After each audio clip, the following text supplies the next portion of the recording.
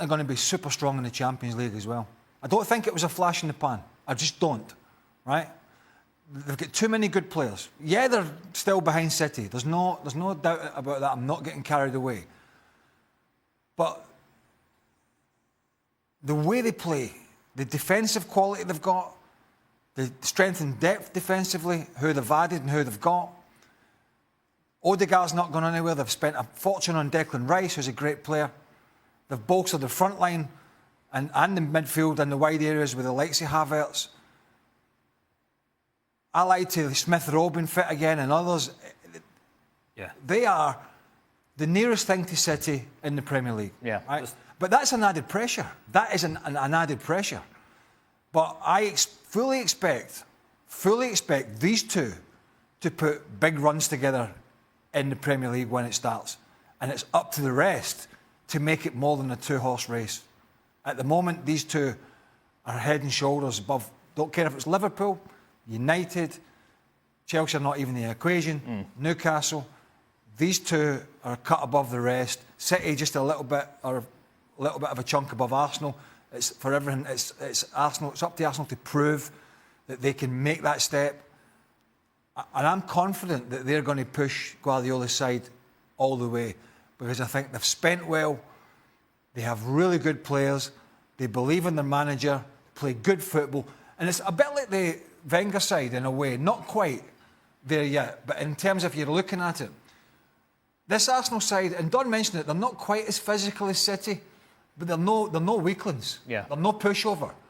They've got some big, strong boys in there as well that will fight and scrap. And that's important when the games get a little ugly and it gets a tight and it's a bruising battle, as it was at Goodison when they lost just after Christmas. Yeah. When you have to go away and dig those results out. They've got a little bit of that in their team, as well as the flair and quality they've got in those forward areas. I would be really excited as an Arsenal fan that I could push this City side all the way and potentially win the Premier League. Thank you very much for watching ESPN.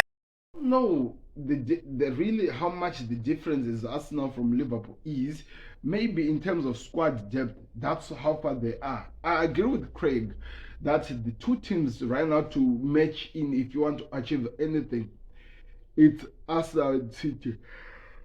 And yesterday, watching them, the way they were performing, you could see that there is really that difference. You could see that they are the biggest teams in the Premier League, even though they were not really there.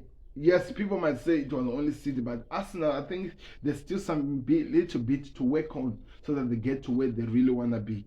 But you can see the difference between them and the team that comes next, because that will tell the difference between who's going to win the league and what's going to happen when it comes to the team who's going to try to fight in. Because remember, right now we are talking about it as a two-horse race.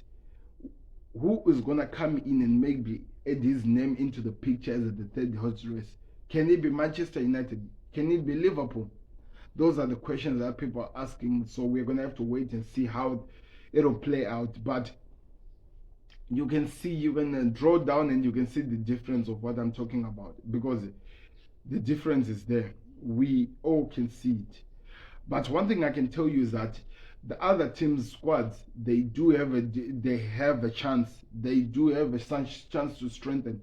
Like, for example, I was talking about it in my prediction of my Premier League teams of my winners of the season.